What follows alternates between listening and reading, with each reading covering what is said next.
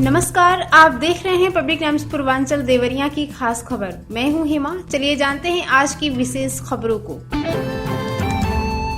मैल के भटौली गांव में 3 सप्ताह पहले हुए नौसाद हत्याकांड के तीसरे आरोपी हिमांशु निवासी बिसौली माफी पुलिस को चकमा देकर कोर्ट में हाजिर हो गया। जानकारी के अनुसार भटौली गांव निवासी नौसाद हत्या से 10 दिन पहले विदेश से घर आया था। पुलिस के अनुसार नौसाद की पत्नी रजिया का गांव में रहने वाले भांजी रोमान से प्रेम प्रसंग चल रहा था। नौसाद ने घर आने के बाद पत्नी और भांजी पर शक करने लगा। इस बात पर दोनों में विवाद भी हुआ। पति को प्रेम में बाधक बनता देख पत्नी रजिया ने प्रेमी भांजे रोमान व उसके साथी हिमांशु के साथ 19 अप्रैल की रात को सोते समय नौसाद की हत्या कर शव को ट्राली बैग में पैक कर बोलेरो से 15 किलोमीटर दूर तरकुलवा क्षेत्र के पकड़ी छापर पटखौली गांव में फेंक दिया था। बताया जा रहा है कि हत्या आरोपी हिमांशु के मामा के घर लाड़ थाना के गाँव में शादी थी। उसकी गिरफ्तारी के लिए पुलिस लगी थी। एसएसआई महेंद्र कुमार यादव ने बताया है कि हिमांशु कोर्ट में हाजिर हो गया है। गौरी बाजार चौरी चौरा रेलवे स्टेशन के मध्य हरे रामपुर गांव के पास सुबह डाउन ट्रैक पर रन थ्रू की जा रही थी। एक मालगाड़ी की चपेट में आने से एक युवक की मौत हो गई।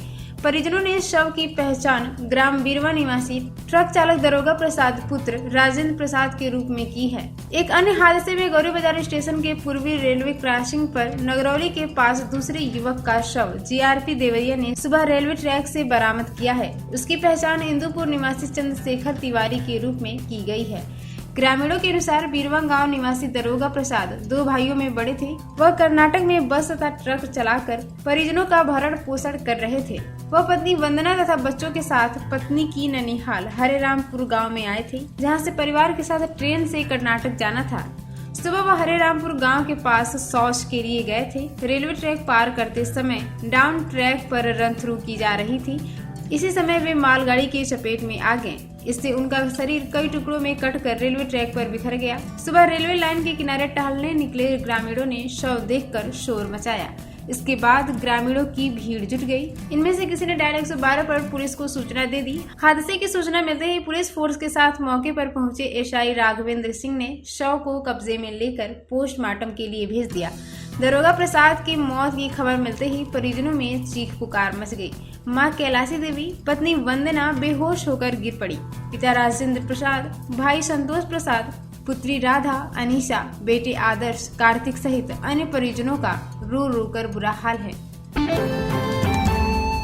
वरिष्ठ कोषाधिकारी अतुल पांडे ने बताया है कि माह अप्रैल 2025 में कुल 89 पेंशनर्स द्वारा जीवित प्रमाण पत्र प्रस्तुत नहीं किया गया है, जिसके कारण उनकी पेंशन अस्थायी रूप से स्थगित कर दी गई है। ऐसे में समस्त पेंशनर्स पारिवारिक पेंशन से अनुरोध है कि वे शीघ्र अपनी जीवित प्रमाण पत्र कोषागार देवरिया में स्वयं उपस्थित होकर जमा करें अथवा नजदीकी सहज जन सेवा केंद्र या जीवन प्रमाण.gov.in एवं उमंग ऐप के माध्यम से ऑनलाइन डिजिटल जीवन प्रमाण पत्र प्रस्तुत करें ताकि उनकी पेंशन बहाल की जा सके।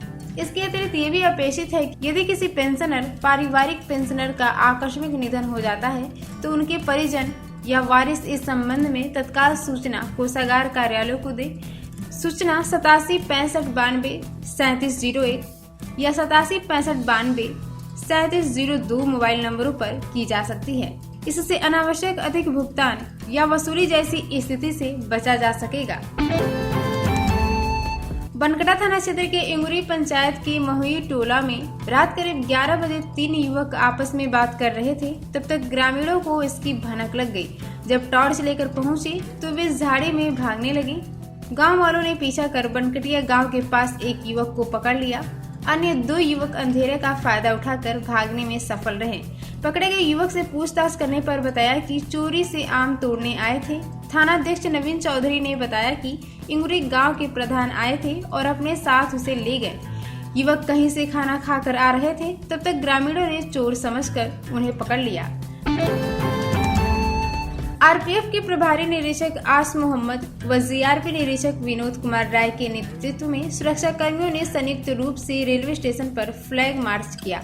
इस दौरान पार्सल कार्यालय, waiting room, circulating motorcycle stand, platform पर गश्त किया और ट्रेनों में चेकिंग की गई।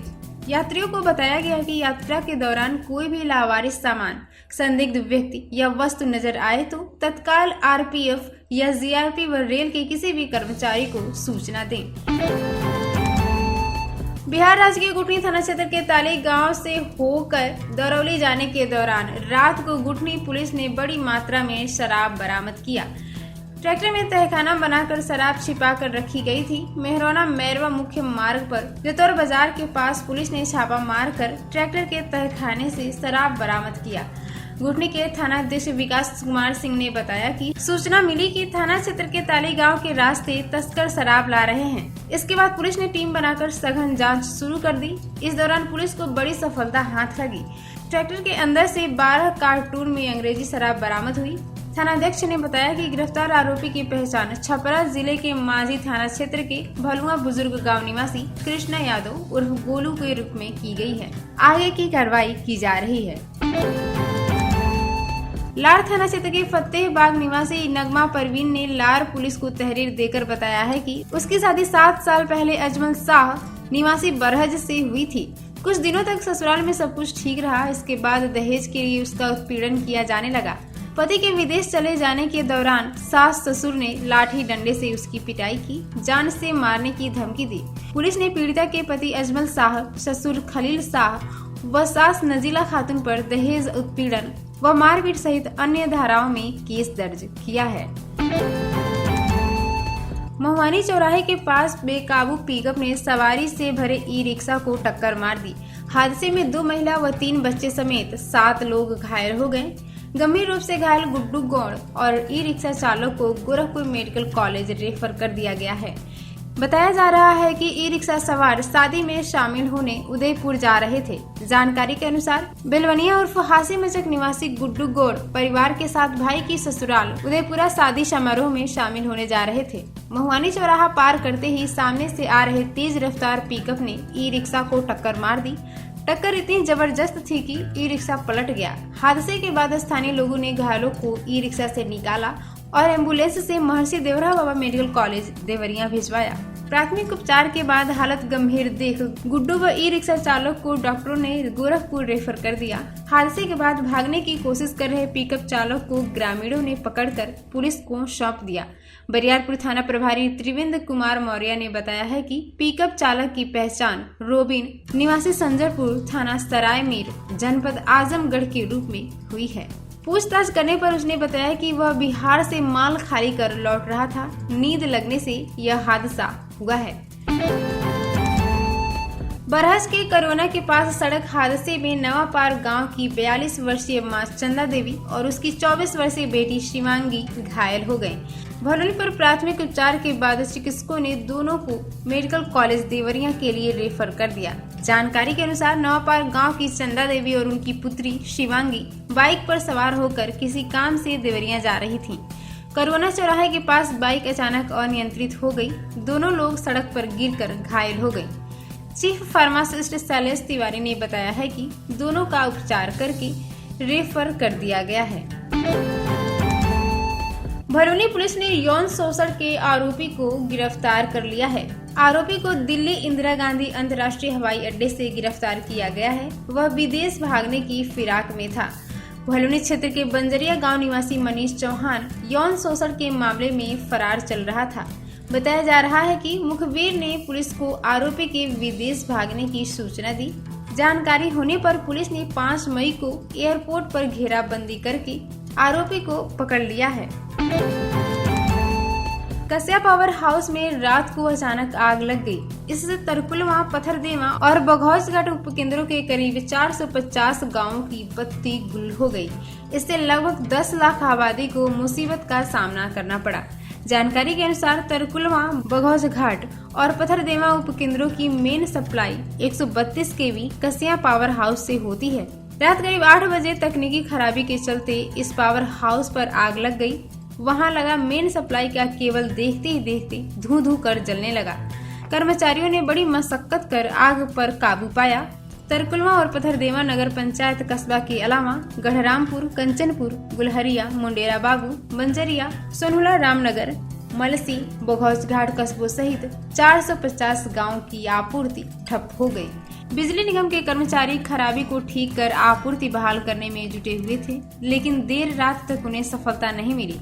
इधर लोगों का कहना है कि गर्मी शुरू होते ही बिजली निगम के सिस्टम जवाब देने लगते हैं। जनपद देवरिया में उत्तर प्रदेश पर्यटन नीति 2022 के प्रचार प्रसार एवं जन जागरूकता के उद्देश्य से एक दिवसीय पर्यटन नीति कैंप का आयोजन विकास भवन स्थित गांधी सभागार में किया गया। इस विशेष अवसर पर जनपद के मुख्य विकास अधिकारी प्रत्युष पांडे मुख्य अतिथि के रूप में उपस्थित रहे। उन्होंने अपने वक्तव्य में जनपद में पर्यटन की अपार संभावनाओं पर प्रकाश डालते हुए निवेशकों से पर्यटन के क्षेत्र में अधिक से अधिक निवेश करने का आह्वान किया है। उन्होंने कहा कि जनपद देवरिया प्राकृतिक, सांस्कृतिक एवं ऐतिहासिक दृष्टिकोण से संबद्ध है, जहां पर्यटकों को आकर्षित करने की पर्याप्त संभावनाएं हैं। मुख्य विकास अधिकारी ने यह भी बताया कि वर्तमान में पर्यटन विभाग द्वारा जनपद के प्रमुख पर्यटन स्थलों पर पर्यटकों के लिए मूलभूत सुविधाओं के विकास हेतु ठोस प्रयास किए जा रहे हैं। उन्होंने कहा कि hotel, resort, adventure sports, home stay एवं अन्य पर्यटन इकाइयों की स्थापना करने वाले उद्यमियों को उत्तर प्रदेश पर्यटन नीति 2022 के अंतर्गत राज्य सरकार द्वारा विभिन्न प्रकार की वित्तीय सहायता प्रदान की जा रही है, जिसमें सब्सिडी, टैक्स में रियायतें एवं सिंगल विंडो क्लियरेंस जैसी सुविधाएं शामिल हैं। इस आयोजन के माध्यम से जनपद में पर्यटन क्षेत्र के विकास को गति देने, स्थानीय रोजगार के अवसर बढ़ाने और निवेश को प्रोत्साहित करने की दिशा में एक महत्वपूर्ण पहल की गई।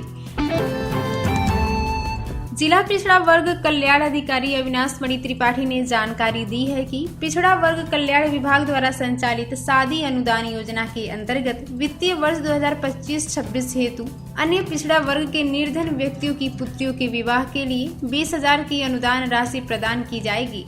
यह राशि कोषागार ई पेमेंट प्रणाली के माध्यम से PFMS के जरिए सीधे लाभार्थियों के बैंक खातों में भेजी जाएगी। यह योजना पूर्णतः ऑनलाइन और कंप्यूटरीकृत है। इसके अंतर्गत इच्छुक आवेदक शादीअनुदान.upsdc.gov.in वेबसाइट पर जाकर आवेदन कर सकते हैं। आवेदन विवाह की तिथि से 90 दिन पूर्व या 90 दिन बाद तक उसकी वित्तीय वर्ष के भीतर किया जा सकता है। पुलिस अधीक्षक देवरिया श्री विक्रांत वीर द्वारा जनपद में अपराध व अपराधियों की रोकथाम हेतु और कानून व्यवस्था को सुदृढ़ बनाए रखने हेतु रिजर्व पुलिस लाइन देवरिया सभागार में जनपद देवरिया के समस्त राजपत्रित पुलिस अधिकारियों एवं थाना प्रभारियों के साथ गोष्ठी की गई। इसमें कई बिंदुओं पर चर्चा की गई, जिसमें पहला है सैनिक सम्मेलन। पुलिस अधीक्षक महोदय द्वारा समस्त अराजपत्रित अधिकारी व कर्मचारियों के साथ सैनिक सम्मेलन कर उनकी समस्याओं को सुना गया तथा उनके निस्तारण हेतु संबंधित को आदेशित किया गया। पुलिस अधीक्षक महोदय द्वारा गोष्ठी में सभी थाना प्रभारियों को अवैध शस्त्र, मादक पदार्थों एवं वांछित अपराधियों के विरुद्ध प्रभावी अभियान चलाने के निर्देश दिए गए। इसके अतिरिक्त महिला संबंधी अपराध, साइबर अपराधी, चोरी व लूट जैसी घटनाओं पर नियंत्रण हेतु विशेष रणनीति अपनाने की बात कही गई। पुलिस अधीक्षक देवरिया श्री विक्रांत वीर के निर्देशन में यातायात प्रभारी श्री गुलाब सिंह द्वारा दुर्घटनाओं की रोकथाम हेतु शहर क्षेत्र में अभियान चलाकर बिना हेलमेट, गलत दिशा एवं 3 सवारी चलने वाले 54 वाहनों का MV एक्ट में चालान किया गया तथा 4 ई-रिक्शा वाहनों को सीज भी किया गया तथा वाहन चालकों को यातायात नियमों के प्रति जागरूक किया गया। इन नियमों के अनुसार यातायात नियमों का पालन सुनिश्चित किया जाता है, दुर्घटनाओं की रोकथाम में मदद मिलती है और वाहन चालकों को यह संदेश दिया जाता है कि यातायात के नियमों का उल्लंघन करने पर सख्त से सख्त कार्रवाई की जाएगी। तो ये थी आज की देवरिया की खास खबर। आपका दिन शुभ हो। नमस्कार।